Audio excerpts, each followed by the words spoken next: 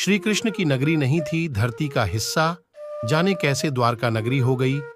विलुप्त महाभारत के अनुसार कौरवों की माता गंधारी ने भगवान कृष्ण को श्राप दिया था कि जिस तरह कौरव वंश का नाश हुआ है, उसी तरह से यदुवंश भी समाप्त हो जाएगा। पौराणिक कथाओं के अनुसार भगवान कृष्ण का जन्म मथुरा में और उनका बचपन गोकुल में पूरा हुआ था। कंस का वध करने के बाद सभी यदुवंशियों के साथ उन्होंने द्वारिका नगरी बसाई। माना जाता है कि महाभारत युद्ध के 26 वर्ष के बाद पूरी द्वारिका नगरी समुद्र में डूब गई थी और उसी के साथ यदुवंश और श्री कृष्ण ने अपने प्राण त्याग दिए थे। द्वारिका नगरी के अंत के पीछे दो कथाएं प्रचलित हैं।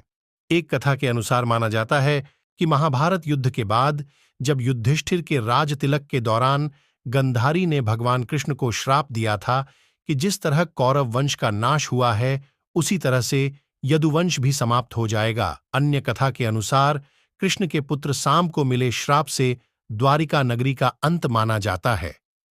आर्षि वाल्मीकि, नारद मुनि और अन्य आर्षि द्वारका का भ्रमण करने आए थे।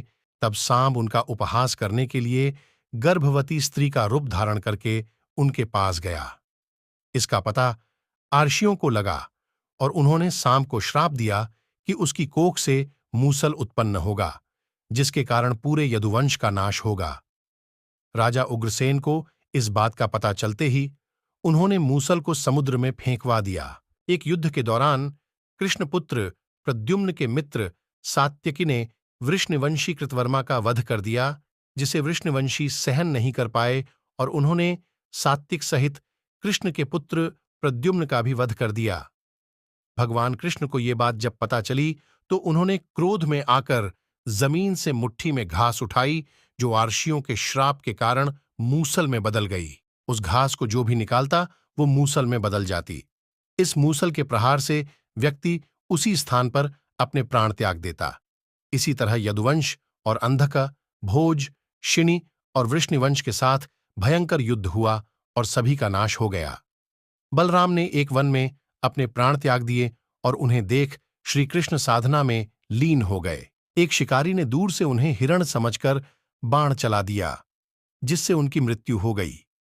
भगवान कृष्ण के प्राण त्यागते ही द्वारिका नगरी समुद्र में डूब गई। पुराणों के अनुसार द्वारिका धरती का हिस्सा नहीं थी, कृष्ण ने इसे समुद्र देव से उधार मांगा था। इसी कारण से कृष्ण के बाद नगरी भी समुद्र में समा गई।